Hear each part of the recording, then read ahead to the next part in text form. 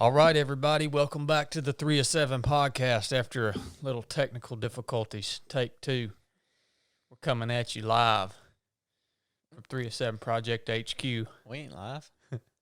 We're live right now. Appreciate y'all joining back in. Couple of things real quick. In case y'all didn't know, in case you want to know, the Proving Grounds registration is open now for 3 Troop. That'll be going down in January 2022. I know that seems a long way off, but it'll be here before we know it. And that mission caps out at 25. Look, man, I'm not a daggone marketer or a salesman. If you don't want to be there, I don't want you to be there. So if you want to be there, then go check it out on the website, 3of7project.com. Click experiences, click the Proving Grounds, and it'll give you a little bit about it, and then it'll give you the link where you can go and register. What I want you to understand is the Proving Grounds is very unique, all right? It is a 100% totally unique experience. This is not like, this isn't like, you can't really compare it to anything else. You can't compare it to the whole, it's not the SEAL Fit thing. It's not the basic course. It's not any of that other stuff that either we do or is out on the market that other people are doing. What I can tell you is that it is an amazing mission. And I can tell you that with confidence because we get feedback from our team members that come out and have participated in 1 Troop and also now in 2 Troop just a few weekends ago. And we have high-level leaders. Joe, in particular, our LPO, is the CEO of a company with over 800 employees. And when this high-level leader reaches back to me after our mission at the Proving Grounds and says, this is the best leadership training that I've ever received. This is the best experience that I've ever paid to go and be a part of, the best training that I have experienced. Then I'm like, okay, we got the curriculum right. That's what we want. Our promise to you is that whatever we do is going to be the best. The people that are going to be there as your instructors is going to be the best. The content is going to be the best. The experience is going. We are here to set the standard when it comes to these experiences, when it comes to these missions, and not only to set the standard, but to present you with something that is completely unique. All right, that you're not going to be able to replicate it or find it anywhere else. And that's about all I can promise to you. I mean, we all do. Me, Blake, Instructor Nathan, Instructor James. This past class, 2 Troop, we had 2 guest instructors, Noah Cochran and Krista. Blake's going to cough about 10 more times and then he'll be done. So, yeah, we vet these people that are there to pour into you, and they are the best of the best. If you want to check it out, go check it out. Registration's open. Just want to let you know about that. You good, Blake? Good gosh almighty, son. That's ate too many pecans. It's kind of pissing me off a little bit. Where are you going? Well, we'll be able to get this podcast done one day. All right, I wanted to tell you about the Proving Grounds, all right? Next thing on the list, just a little housekeeping real quick. This episode's brought to you by Wazoo survival gear. You guys have heard me talk about Wazoo over and over again. We use their products every month out on the basic course in the wilderness. This is wearable survival gear.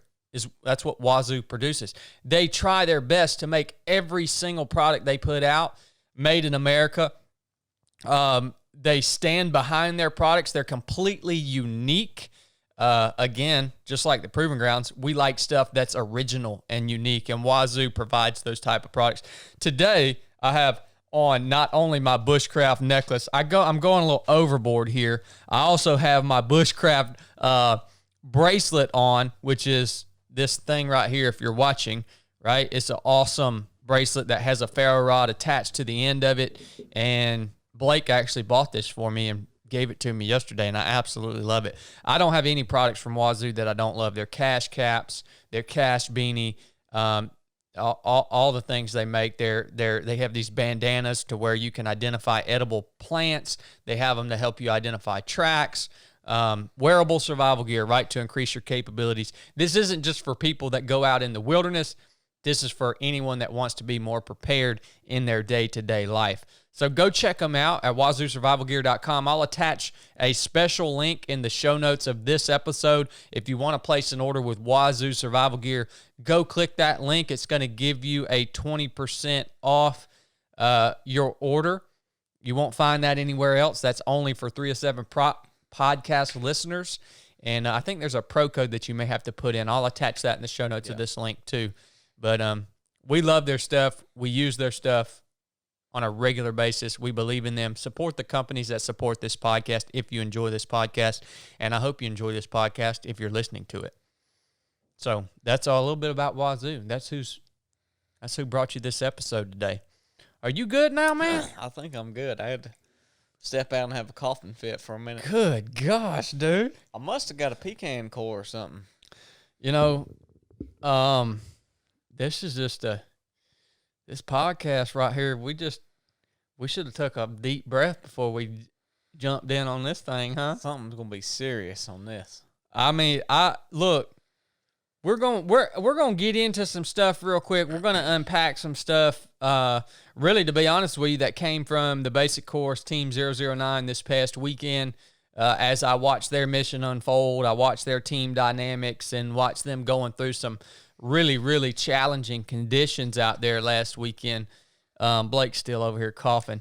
That's what we're gonna unpack. There's a lot more other controversial things that we could talk about. I say controversial things. There's a lot of other points that we could talk about today, but we're going to save those for the coming weeks, all right? The coming weeks, we're going to dig into that Romans chapter 13, starting at verse 1, submitting yourself to authorities and government authorities and all that. We're going to break that down from our perspective, right? So, dude. But today we're going to talk about some stuff that came out of the basic course, which is really important stuff. This is mindset stuff, all right? So for all you guys that are into mindset, for you guys that might be into ultra running, for you guys that are into self-improvement, building strength, that kind of stuff, that's what today's episode is all about. Let's see if we can get our thoughts together now. Here we go. Now, the conversation today is going to be the dynamic between, I guess, a few different aspects of us as humans: intelligence, capability, and then strength and selfishness. All right?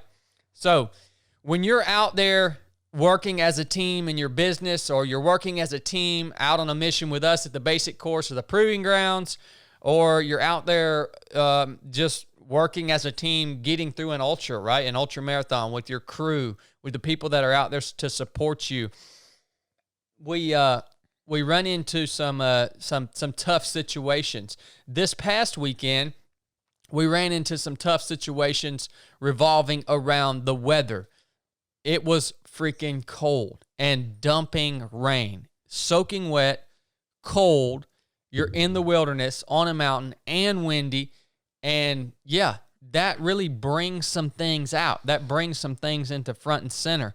So we talk about strength. We talk a lot about strength, and a lot of us may think that we are strong people, right? And maybe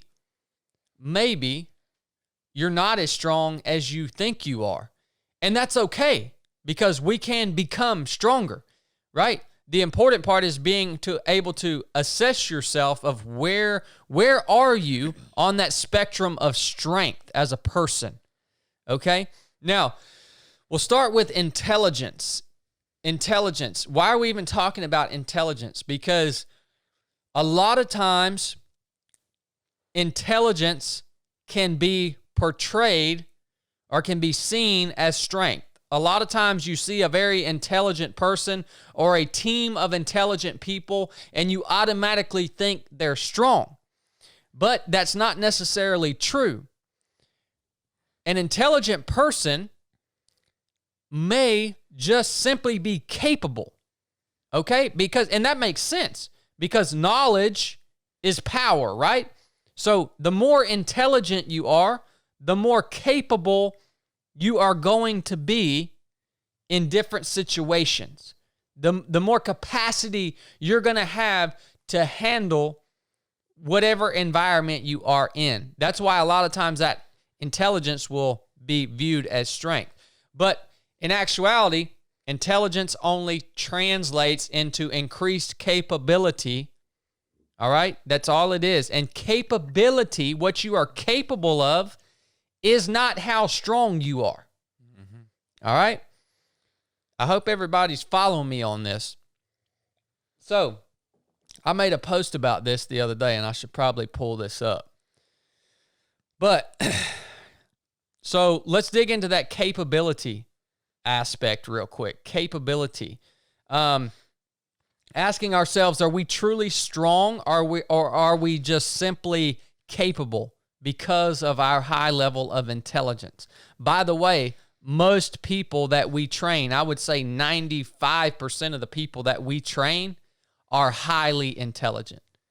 All right? Because you have, like, to roger up for the missions that we put on, which are real. They're for real. They're not canned. They're not corporate. They're not anything. They're real. To roger up for that, you have to have a high level of capability, or you have to at least have some confidence in your intelligence and your ability to deal with situations.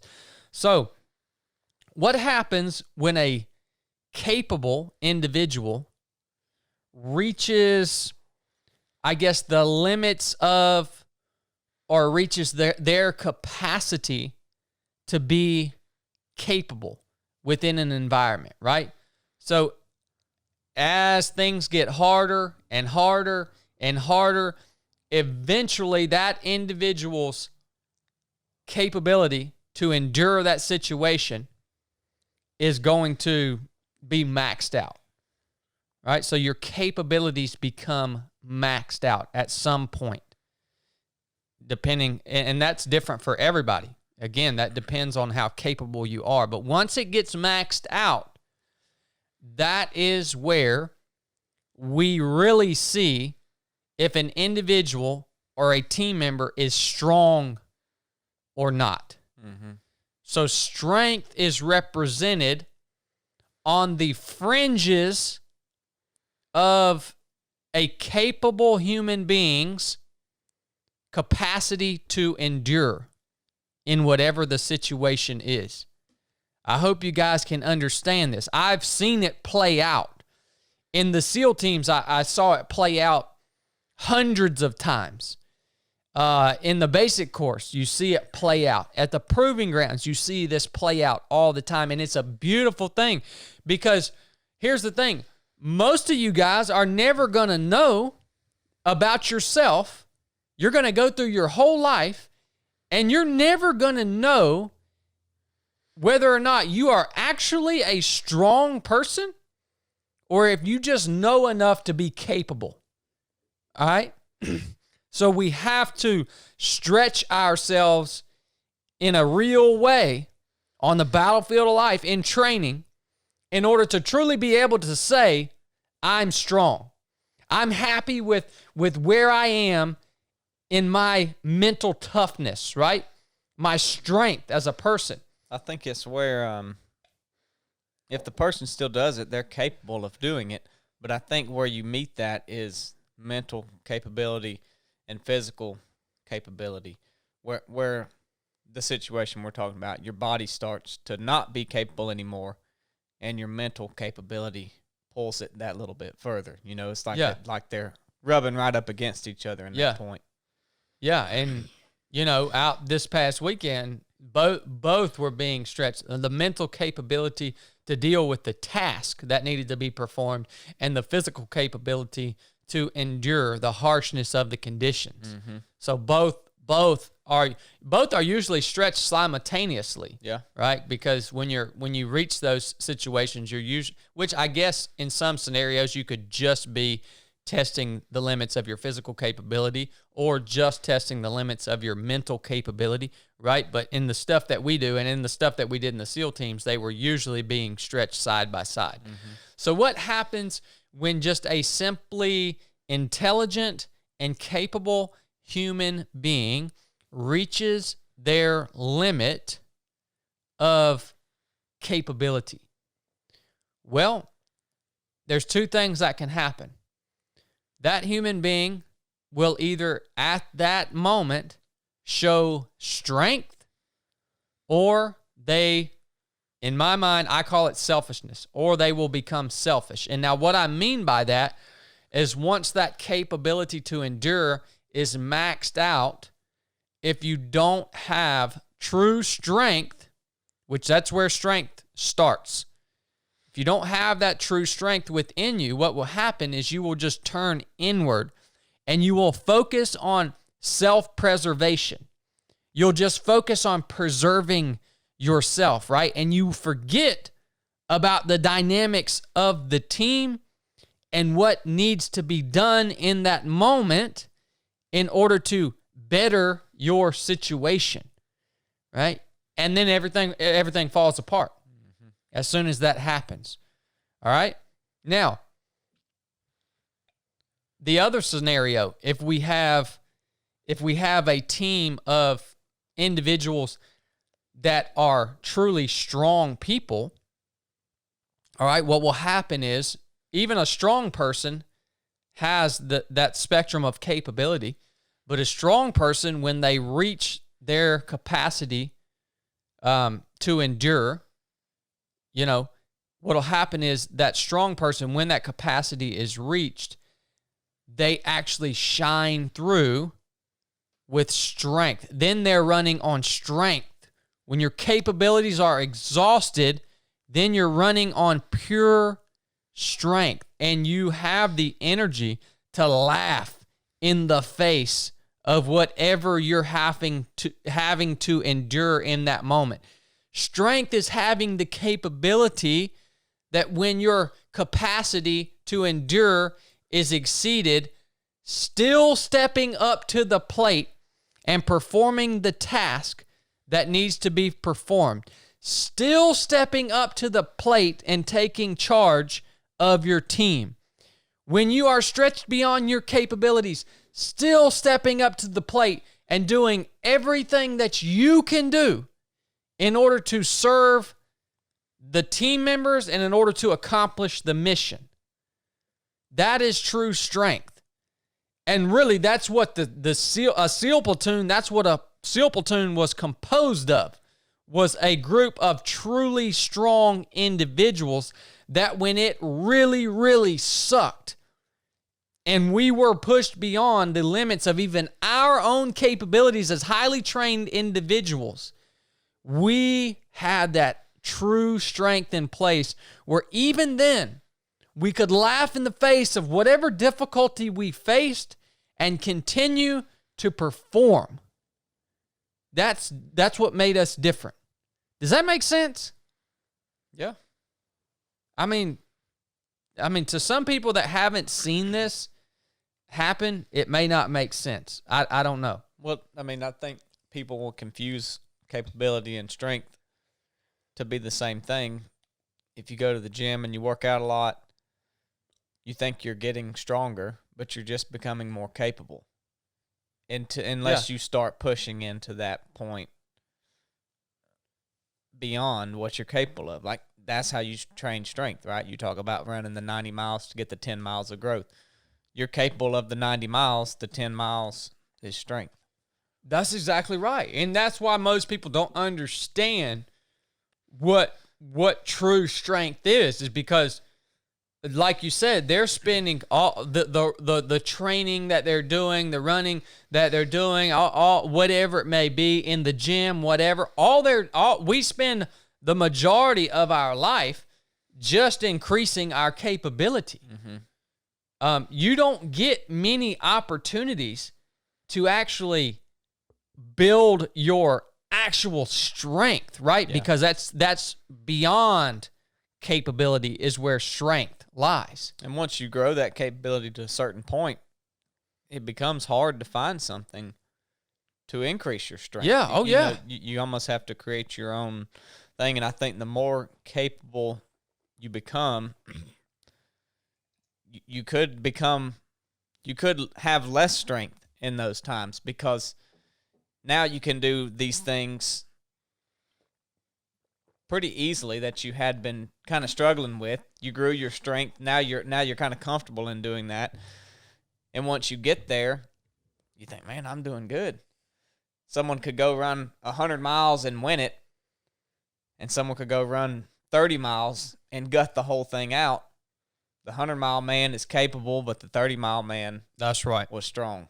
I like that. I haven't even thought about that. The more capable you become, the less opportunity that society presents you with places to actually build strength. The more capable you become, you have to seek those out. It's strength to say society's not providing me with these opportunities, so I'm going to provide myself with them. Yeah. I mean, that's strength. It's not strong to say, well, there's no opportunities, I guess I'm not going to do it. I guess I'm going to stop here and I'll just be capable beyond what most people are. You're exactly right. And so that's essentially, and by no means am I being boastful here, but this is what the Pinhoti Trail FKT is for me. At this point, there is nothing that I know of that I can go and sign up for that's really going to give me the opportunity to build or improve my strength.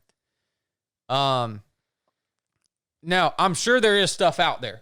I'm just saying nothing that I can think of. Like there's not a race right now that I can think of that I can go and click and sign up for. That's really going to give me a grand opportunity to see where I'm at and to build that strength. Because my capability is so high, my tolerance is so high. So I know I can go sign up for a 100-miler. I know I'm going to finish it. I know I'm going to do well. And yeah, it's going to, I'm going to experience some pain. There's going to be some discomfort involved and all, but that's all within my realm of capability. So now I have chosen to say, okay, well, I'm gonna create this challenge for myself that I know 335 miles as fast as I can go. That is going to push me beyond my capability. And it's going to push me into a place where I can not only assess where I'm at, but also build upon the strength that I possess. Well, it's going to create the environment. You're going to do the work of pushing it. The thing itself is not going to do that. All you need is an atmosphere to host it, so to speak. That's right. Seeking that out. You know what I mean? There's a lot of events out there. I think that's what I love most about the events that we do is they're tough, man. Some of they can get really tough, and I think that's one of the most rewarding aspects to me is that because they are so real, we are providing an opportunity for individuals to truly assess their strength, and we're not trying to present an experience that we know is within the realm, purely within the realm of the capabilities of the individuals that are coming to participate. I love that. Yeah, and people fail. That's how you know. Like, if you're succeeding at everything, you're operating within your capability. If you're not failing at things, you're not pushing your strength. That's right. That's exactly right. And I feel that way about the Pinhoti FKT. It's like, I'm confident that I'm going to give it all that I can give it, but that's about all I can be confident about because I know that I will potentially fail. I mean, I'm not speaking that out loud or trying to speak failure into the it's a reality. It's just a reality, and I like that. Yeah. It wouldn't be worth my time if there was not a true and present reality of failure. It would not be worth my time to go out and do that. Well, and even beyond physical ability, let's think about our families.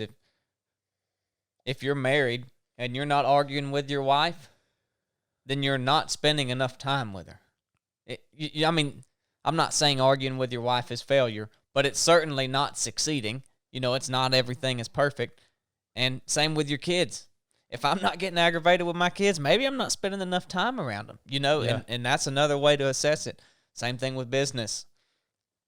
The growth that I have experienced managing all of this from what I was doing, I mean, I feel like I'm not getting anything done half the days. I mean, I'm growing. I'm growing my capabilities because I'm operating in strength. So what I'm saying here is that even beyond physical things, you can look at it in your family and your business and all the other areas too. Yeah. No, yeah, this applies everywhere. I agree 100%. Ultimately, what I think what this boils down to is if you or me or anybody else wants to stand here and say that we're strong, you better have a story of when you were pushed beyond your capability and you rose above that. Mm-hmm. All right? You have to have that example to be able to make the statement that, yes, I am strong. To be able to have confidence in that statement. Your strength is going to be judged by your reaction when the chips are down and you're outside of your capabilities. Mm-hmm. Period. All right?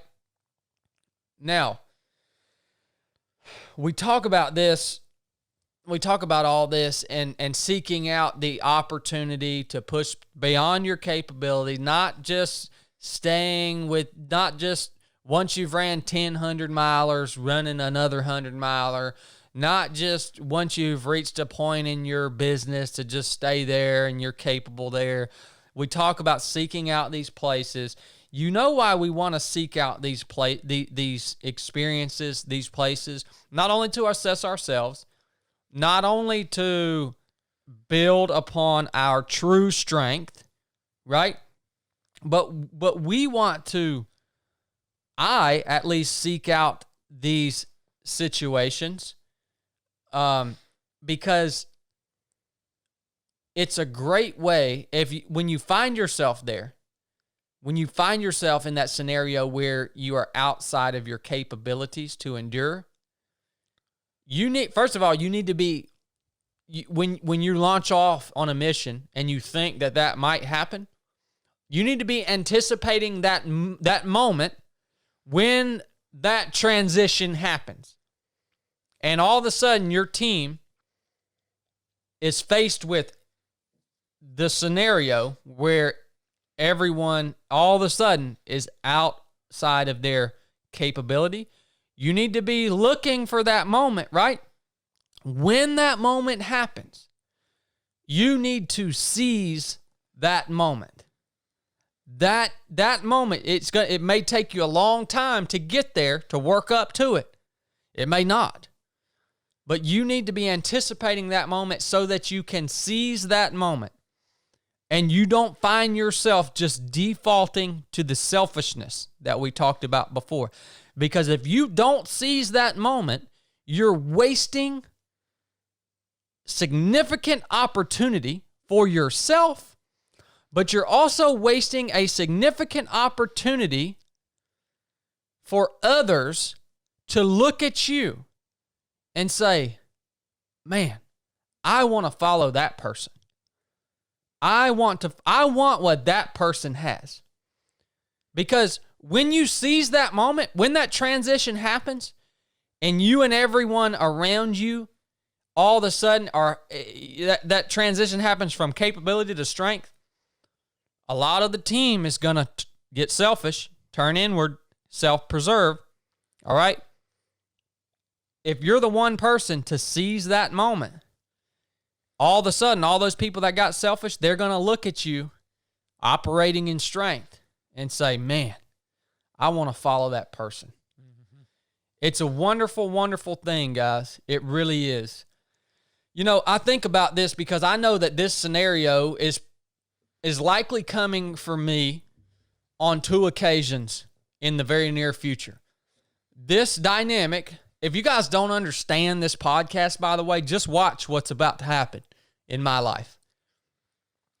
At the Mid-State Mile, I expect it'll happen. And at the Pinhoti FKT, I expect it'll happen. Now, the Mid-State Mile, I don't know how long it's going to go. If y'all don't know what that is, it's a last man standing race. We're doing it this June. A lot of people are coming out. I won it last year. A lot of people are coming out to beat me. That's great. That's wonderful.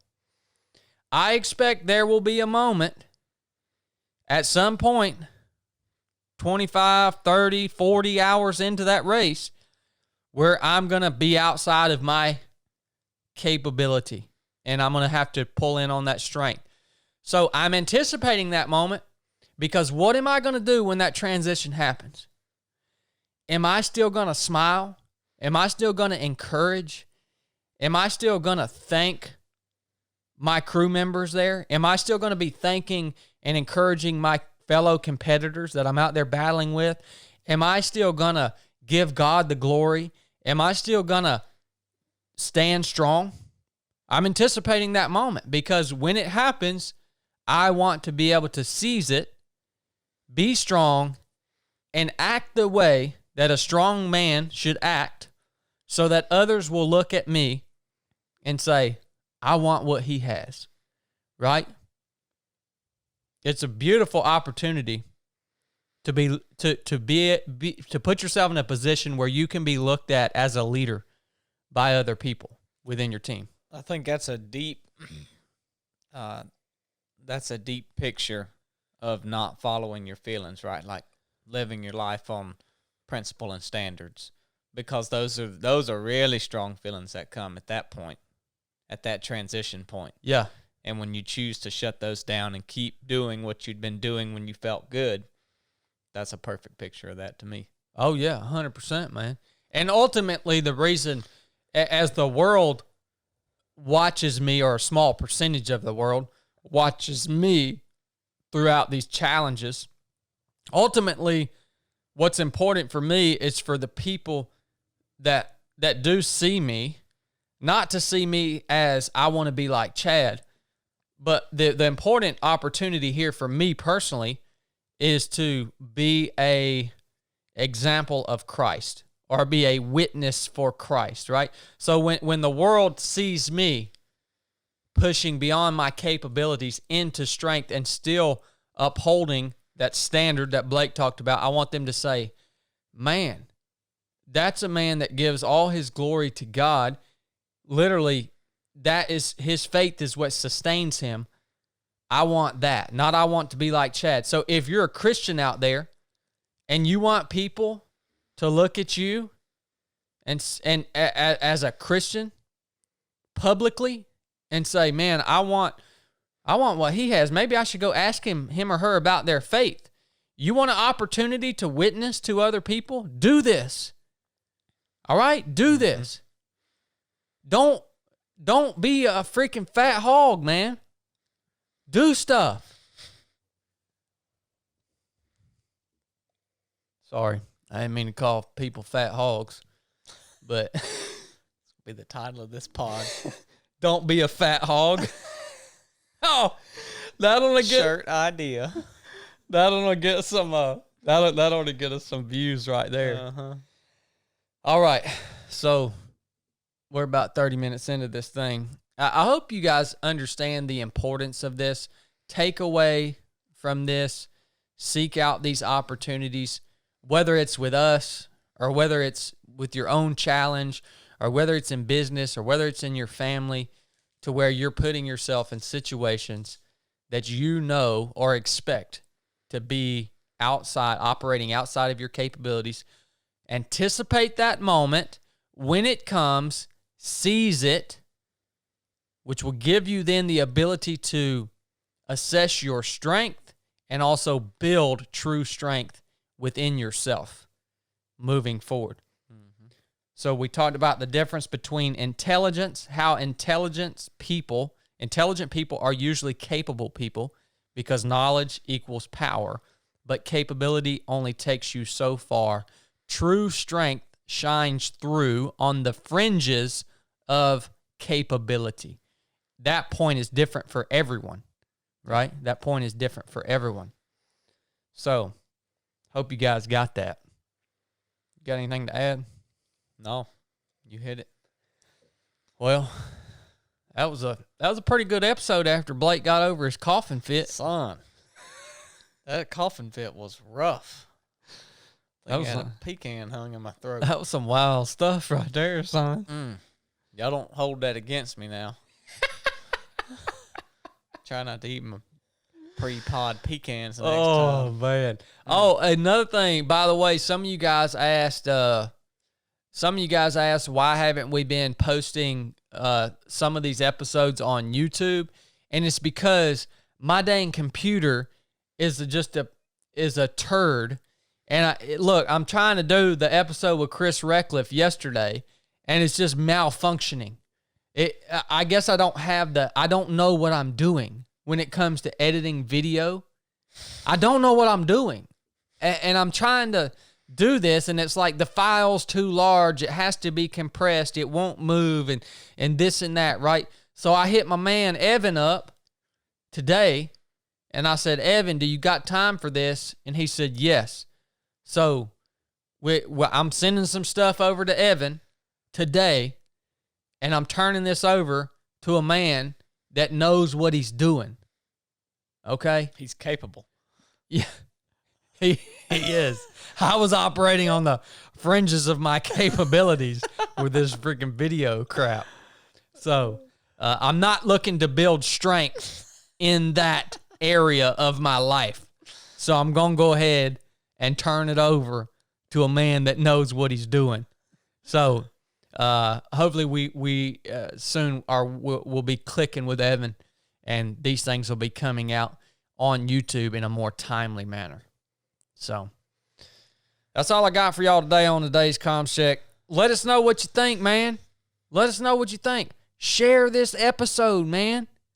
If you got some cat out there that is all the time talking crap about how strong and mentally tough they are, send them this dang episode. Tell them they're a fat hog. Tell them, man. Say, quit getting out of church and going to the daggone all-you-can-eat buffet every Sunday at lunch and turning into a fat hog.